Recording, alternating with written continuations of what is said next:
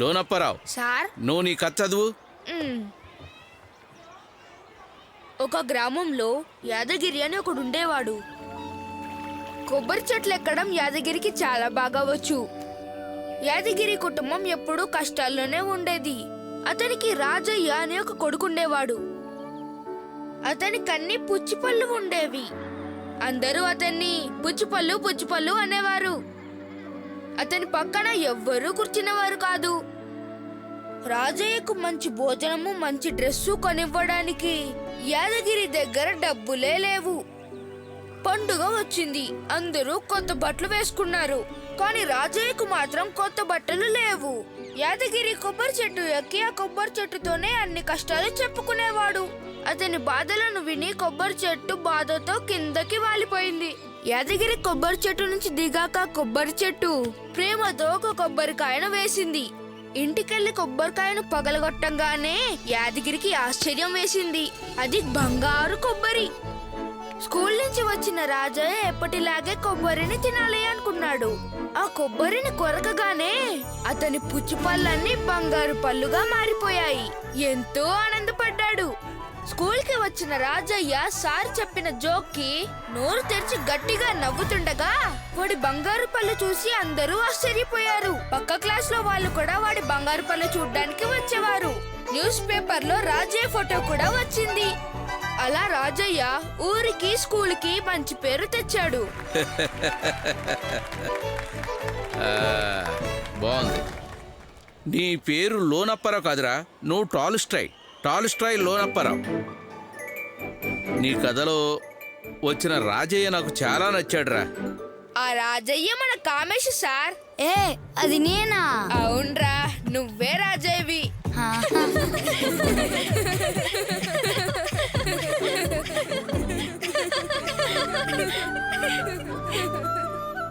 Tolstoy లోనప్పారావు. Mister Tolstoy,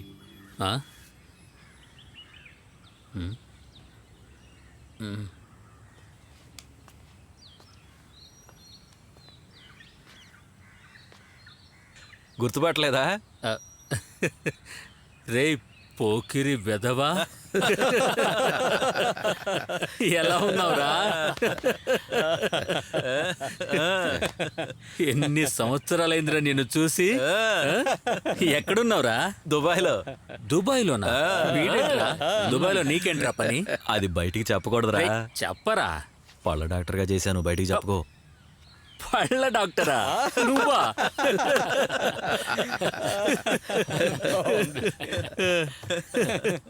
అలా జరిగింది, అలా జరిగిపోయింది అంతే.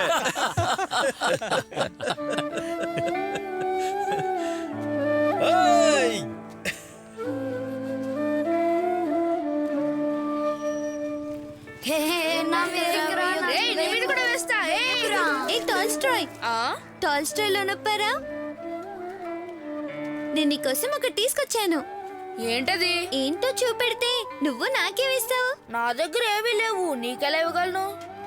నువ్వు నా గురించి ఒక కథ చెప్తావా? ఏంటి, నీ మీద కథ చెప్పాలా? అయితే నేను ఇంకా నీతో మాట్లాడను. ఏ ఆగు, వెళ్ళకు, నేను కథ చెప్తాను. నిజంగా?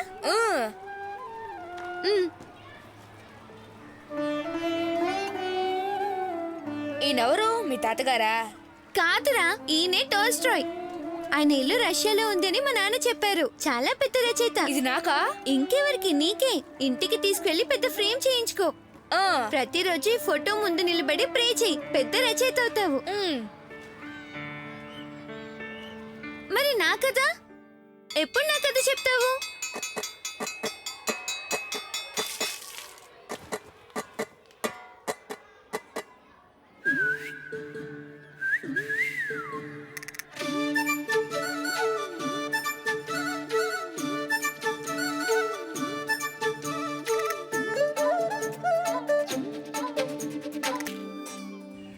నాతో ఫోటోనా? తీసుకో. ఓకే. ఆ రోజైనా ఈ రోజైనా వీడే స్టార్. వీడిని చూస్తుంటే నాకు ఎంతో అసూయగా ఉంది. ఏం స్టార్ రా? నువ్విప్పుడు ఎవరిని వెతుకుతున్నావు? నాకు చూపించు. నోరుతారు. సరిగా చూపించు. దీనికి రూట్ కెనాల్ అక్కర్లేదు, 2 పూట్ల పొడుదాంకో చాలు. ఏ ఊరుకోరా. రాజీ ఇది అందరికీ ఇచ్చేసి లోనప్పారావు, ఇలా అమ్మాయిలందరికీ స్వీట్లు ఇస్తే చాలు అనుకుంటున్నావా? పెళ్లి చేసుకోవా ఏంటి నువ్వు? చూస్తున్నారు కానీ ఏమీ సెట్ అవ్వట్లేదు. ఆహా, సెట్ అవ్వటం లేదా? అక్క చెల్లెళ్ళు ఒక చిన్న బోట్లో కర్పూరం వేసి నీళ్ళలో వేస్తే అది తిరుగుతూ ఉంటుందే, తిరణాల్లో చూస్తుంటాం కదా, అలా జీవితం గుండ్రంగా తిరుగుతూ ఉంది. అరే పోరా, ఈ కార్యక్రమం అంతా అయిపోని రేపు నేను మీ ఇంటికి వచ్చి అందరిని చూస్తానులే. మనం అందరం అప్పుడప్పుడు ఇలా కలుసుకుంటూ ఉంటే వయసు తగ్గుతుంది కదరా? అవును, నాకేం వయసు అయిందని. ఏయ్, నేను వయసు ఎలా ఉన్నావురా? అరే, మన ఏంట్రా కామేషు. నన్నే మర్చిపోయావురా? సరే నేను కూర్చుంటాను, నువ్వు నుంచో. రే ఎవర్రా ఫోన్ లో? సెక్రటరీ నీకు కూడా సెక్రటరీ ఉందా? ఆ రేంజ్కి వచ్చేసా. రేయ్ అలా చెప్తే ఎలారా? నీ చికెన్ షాప్ గోల అయిపోయిందా? నువ్వేం చేస్తున్నావు? నే కాలేజ్ లెక్చరర్ ని. కాలేజీ లెక్చరరా? బ్లాక్ బోర్డ్ మీద మాట్లాడే వాళ్ళ పేర్లు రాసి నువ్వు కాలేజీ లెక్చరర్ అయ్యావా? ఏం చెయ్యాలి, ఇప్పుడు నా టైం అలా ఉంది. లక్ష్మి ఒకసారి ట్రావా. వస్తాను. ఏదో సీక్రెట్ మాట్లాడుకుంటానికి. నువ్వేం చేస్తున్నావు? నేను తాండూరి కలెక్టర్. చెప్పుకునేంత జాబ్ లేదు, ఏదో చిన్న పని చేసుకుంటూ బతుకుతున్నాను. నాకు ఒక చిన్న వాచ్ రిపేరింగ్ షాప్ ఒకటి ఉంది, Amal and co watch repairing and service. అలా ఇలా ఏదో రన్ అయిపోతుంది. నువ్వు కాలేజ్ ప్రొఫెసర్ కానీ రైటర్ కానీ అయి ఉంటావని అనుకున్నా. ఊళ్ళో ఉన్న వాళ్ళందరూ చదువుకుని పెద్ద జాబ్స్ చేస్తుంటే చిన్న పనులు చేయడానికి మనుషులు కావాలి. అది కరెక్టే. నిజం చెప్పాలంటే నువ్వు ఖాళీగా లేవుగా. ఫుడ్ రెడీ అయింది. ఓకే, ఆ, రండి రండి. పదండి పదండి భోజనాలు చేద్దాం. అవును.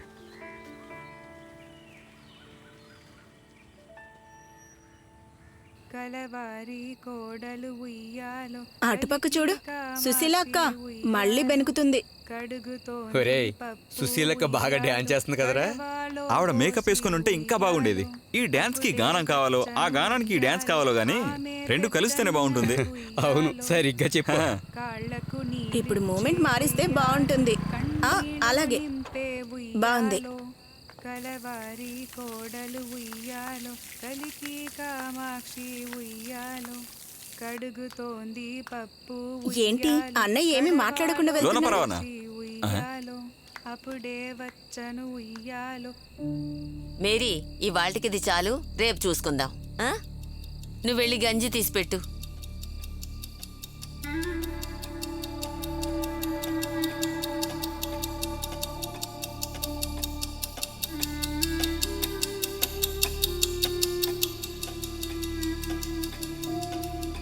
లోనప్పారావు, నువ్వేమంటున్నావు? ఇప్పుడు చదువుకుంటావా? కాలేజీకి వెళ్ళడం అంటే నువ్వు అనుకున్నట్టు జరగదు, గుర్తుపెట్టుకో.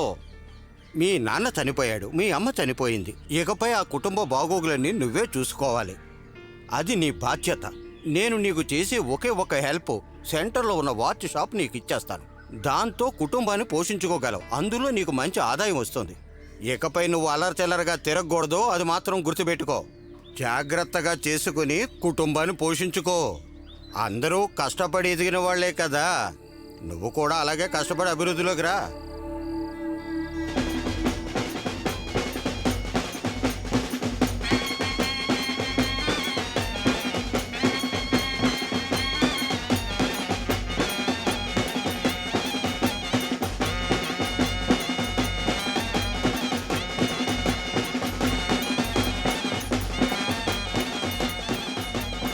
చూడ్డానికి చాలా బాగుంది కదా అక్క?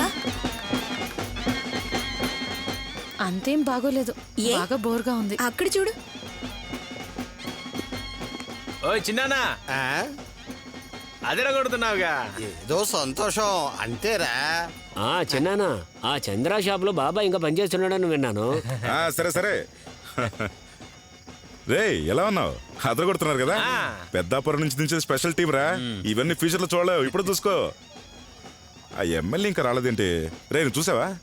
ఎలా ఉన్నావు బాబు? ఏ పూసా, నువ్వు వస్తావు అనుకోలేదు. అత్త చచ్చిపోయాక ఫుల్ ఫ్రీ అయిపోయాను, ఇక అన్ని ఫంక్షన్స్ కి వెళ్తున్నాను. సరే సరే, లోపలికి వెళ్ళు. వస్తాను.